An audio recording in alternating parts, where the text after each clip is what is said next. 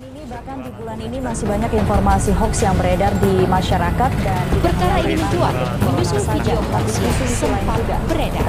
Pemirsa, selain Hadi Pranoto menggunakan obat COVID-19 di video channel hari ini kita akan mengecek sejumlah isu yang viral Hadi di dan masyarakat. aplikasi dan informatika mengambil langkah tegas dalam memberantas berita virus hoax corona di mengenai tanah virus air. corona Dan di yang Indonesia. pertama,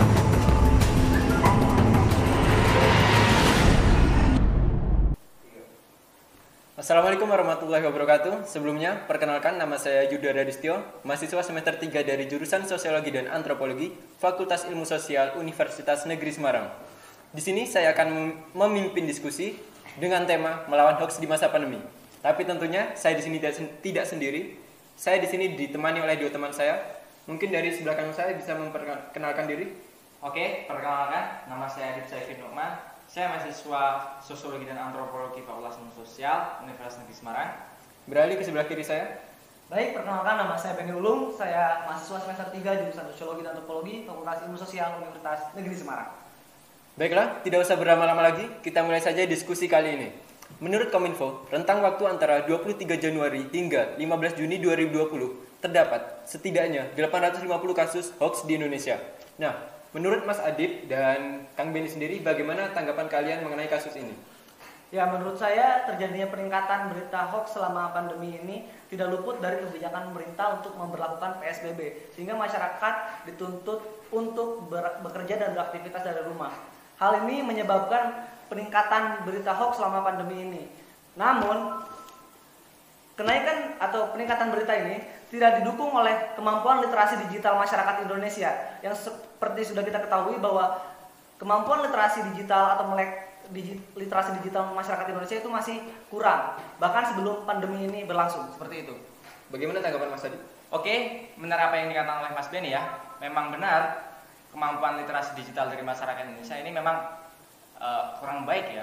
Nah, karena kalau kita lihat dari sudut pandang sosiologi, berdasarkan teori liminalitas oleh Van Gennep yang kemudian dikembangkan oleh Victor Turner, dia mengatakan bahwa masyarakat akan berada di posisi transisi dari sebuah era lama kemudian menuju era baru. Nah, di masa ini masyarakat akan dipenuhi keambiguan atau semacam kebingungan ya, karena masyarakat tidak bisa meninggalkan era lama kemudian juga tidak bisa mencapai era baru. Nah, kemudian ini jika dikaitkan dengan fenomena menyebarnya hoax ya, masyarakatnya sebelumnya itu tidak memakai gadget, kemudian sekarang ini menuju era digital menggunakan gadget, tapi belum disertai kemampuan literasi digital yang baik. Berbicara mengenai dampak yang ditimbulkan akibat peningkatan kasus hoax di Indonesia, bagaimana tanggapan Mas Benny? Ya, mungkin dampak yang ditimbulkan berita hoax selama pandemi ini nampaknya sangat banyak, entah dari aspek ekonomi, aspek sosial, aspek pendidikan. Namun menurut saya ada aspek yang cukup serius. Pertama adalah aspek kepercayaan masyarakat terhadap pemerintah. Kemudian yang kedua adalah kecemasan, dan sehingga hal ini menyebabkan hambatan kepada pemerintah untuk menyelesaikan kasus pandemi ini, seperti itu. Oke, benar apa yang dikatakan oleh Mas Benny ya. Tapi berbicara tentang dampak, kita juga selayaknya berbicara tentang solusi ya. Kemudian bagaimana solusi yang bisa kita bicarakan adalah bagaimana kita untuk mempercepat keluar dari masa-masa yang penuh hoax atau masa-masa krisis yang disebut oleh Victor Turner tadi ya. Nah, salah satu jalan untuk keluar dari masa krisis ini sendiri adalah meningkatkan literasi digital atau literasi media dari masyarakat. Nah, kemudian untuk meningkatkan literasi digital atau literasi media itu perlu adanya sinergi antara pemerintah dan masyarakat. Menyambung apa yang tadi sudah dijelaskan oleh Mas Adib, menurut saya betul sekali bahwa pemerintah di sini memiliki peran yang sangat penting untuk meningkatkan literasi digital masyarakat. Tentunya pemerintah tidak sendiri. Pemerintah harus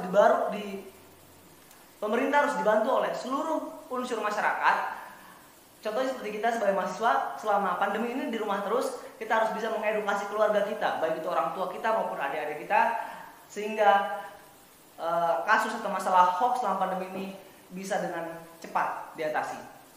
Menurut saya cukup sih. Terima kasih untuk Mas Beni dan Mas Adib atas waktunya. Mungkin cukup sekian diskusi kita kali ini. Saya akhiri. Wassalamualaikum warahmatullahi wabarakatuh. Waalaikumsalam.